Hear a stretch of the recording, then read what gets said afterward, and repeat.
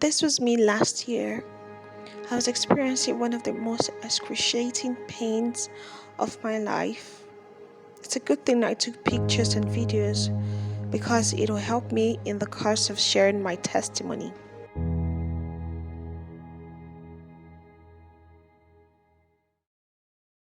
Hey guys, welcome back again to my YouTube channel. It's your home girl UCHA in the crib, and guys, as you can see from the thumbnail and the title of this video, it's quite different from my usual video, and that is because something very life transforming happened over the week, and this is my way of telling God thank you for what he has done for me. I may not be a teacher, a pastor, or whatever, but all I have is the testimony that God has given to me, and I made a promise to God that I'm going to share what he has done for me with you guys. So hopefully you guys really enjoyed this video and you're completely blessed.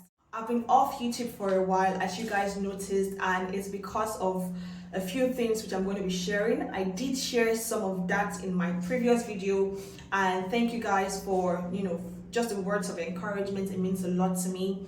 So when your answers are not forthcoming, when it looks like God is not answering your prayers, when it feels like everything is just working against you, you're caught between the deep blue sea and the devil, or you're just faced with a situation that has questioned God in your life, I am going to be sharing my testimony and just hoping you can learn from what I'm going to be sharing today. Growing up here, I've had toothache from one time to another, and I've had to extract my tooth twice. This year again, it happened. I remember earlier this year when I went for a program, we were asked to write as many requests as we can, and I wrote just one, that God should heal me of my toothache. You know how it is when we already have an idea of how we want God to fix our problems, how we want God to come through, forgetting that he's God. He's the one who will decide how he's to help us. For that particular conference, my mind, I was like, when the pastor comes, they will call my name and I will come out and God will heal me. And just thinking about it now is funny, but that was exactly how I wanted my miracle to come. And obviously it didn't come that way. It didn't even come after the conference or weeks after the conference. No, the conference came and it just went.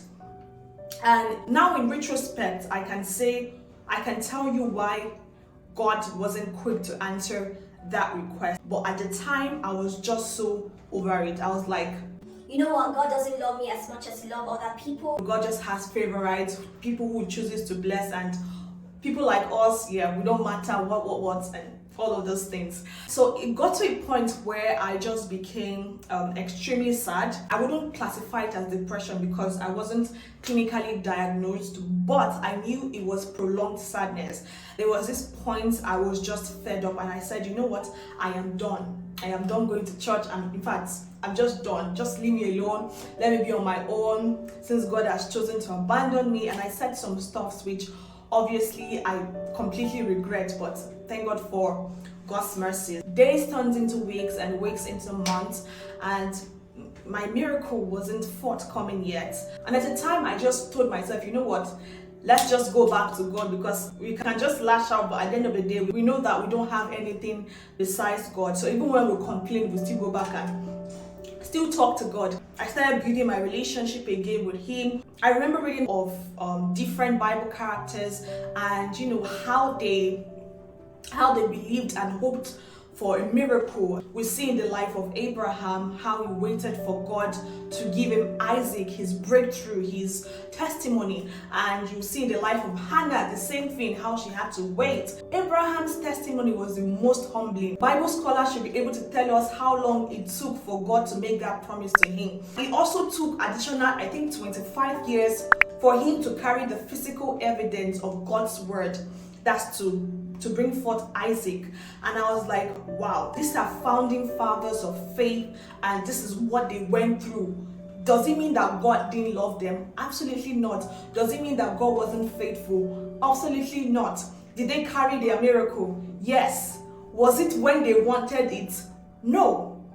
Because I'm sure if you ask Abraham, when will you like your miracle? Obviously, he will tell you that he wants to give birth early, to see his children, grandchildren, all of that. But God's time is the best, it's always the best. Seeing all those things just served as a faith booster for me, and just kept me believing in God and saying, you know what, I can wait. If for anything, it actually changed the way I was waiting for my miracle. I was no longer grumbling, I was waiting in patience. And I said to God, you know what, I trust you at this point. If you can do it for Abraham, if you can do it for Hannah, and not just Bible characters, seeing physical evidences around me, going on NSPPD, seeing the testimonies, and I'm like, yeah, if he's doing it for one person, it means that God is in the neighborhood. It means that your own is next, my own turn is next. And all those things just kept me, waiting on the Lord. Fast forward to last week, Tuesday. You know how you read the word of God and you be energized, and then your situation isn't looking like the promises of God. I woke up that morning with excruciating pain. Time to test your faith has come. And I was like, oh God, what do I do at this point in time? How do I get out of this situation? I remember taking painkillers just to reduce the pain and all of that, but it wasn't still working. I didn't want to go to the hospital because if you're familiar with Nigerian dental clinic, you will notice that most of them, I'm not saying all of them, but the few I've been to, the only language they know is extraction. Every small thing they say, oh, you need to extract the tooth. And like I said, I've already extracted 2 teeth. I wasn't ready to extract another one. So I just kept on believing. My sister was like, but just go to the hospital and see what they have to say. At least don't just stay here so that it doesn't become worse. But I still held on to my faith. I remember the morning when I was supposed to go to the hospital. That morning I was listening to one of our fathers in the Lord. He was making some declarations over our health, and I kept on claiming it. I was like, yes, this is my turn, this is my season. Lord Almighty, help me. And before I left the house, my mother also prayed a prayer, and she was like, it is settled. And I believed in my heart. Getting to the hospital, this is the first miracle. As we got there, the doctor asked me, oh, what is wrong with you? All those things they will ask before they start prescribing whatever they are prescribing. He was like, what happened? So I explained to him, oh, this toothache, I've been having it, it comes and goes, I've extracted teeth, I've done the filling, all that good stuff. And he was like, oh, you have a swelling. I said, yes. He said, when did it start? I told him, oh, it started on Wednesday, and I went to the hospital on a Saturday. So you can imagine how big the swelling had become. I'll place pictures here so you guys can have a view of that.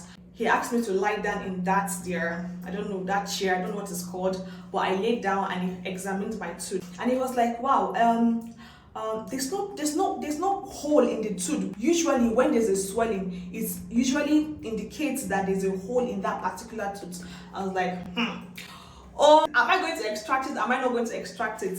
So he was like, let him do an x-ray to find out. I was like, that's fine, do an x-ray. So I did the x-ray, and lo and behold, he brought out the x-ray results, and he was like, your tooth is very, very healthy. This is a healthy tooth. That there's nothing that he was even thinking there was going to be like black spot to indicate a hole in the tooth, but there was nothing like that. I was like, are you sure it's my tooth you're seeing? Because this pain I've been feeling. He brought another person's x-ray result and he showed me. He was like, this is how it looks like when there is this, when there's an inflammation, or when there's when the tooth has decayed. I was like, okay, that's the first testimony. What is wrong with me now? Why is there swelling in my mouth? He was like, he's going to prescribe some antibiotics and I'm going to just take it, and when I get home I should keep on taking it, and I should come the following Saturday to examine the tooth. I was like, that's fine. I went home, took the medications, it knocked me out. Like, that's to show you how powerful the antibiotics were. The swelling was still there. I was still feeling a bit of discomfort. There was no longer an excruciating pain there, but I was feeling a bit of discomfort, and I said, okay, God has started the healing. If I'm not having excruciating pain, it means that the process has begun, and I just trusted that he would complete what he has started. I would, obsessively check the swelling, and myself like, oh, don't worry, just to go down. I was like, my heart, I was like, it's not going down, but I have faith it will. So that's how it continued. Long story short, look at me filming right here, no swelling. This is just to say that sometimes God comes when He wants to come. You can't dictate how God will send your blessings. You can't dictate how God will provide that miracle, that blessings to you.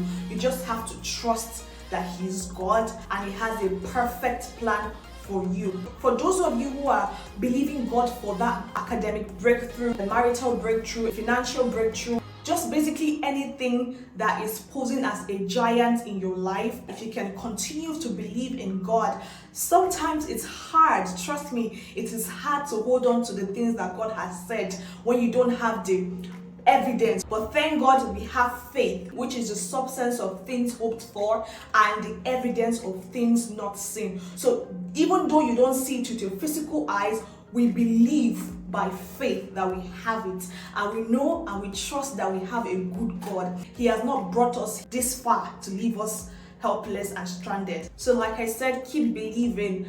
Make sure as you're waiting upon the Lord, who you are becoming is more important than the situation. God is more interested in who you are becoming. The problems are meant to shape us. Sometimes it's part of our process, and we need to trust God that His perfect will for us will come to light. That's just it basically, guys. Like I said, I'm not a pastor, but all I have is my testimony, and you can never go wrong with your testimony. Your testimony, like my church would say, is a prophecy for another and can be reproduced in that person's life. So that's it basically, guys. If you have ever experienced toothache, just let me know in the comment section. People who have experienced toothache will understand the gravity of the pain and just how discomforting it can get. Anyways, if you enjoyed this unconventional video, please give it a thumbs up. Make sure you share this video to your friends, your family, your loved ones, your enemies also. That's it for this video. Bye.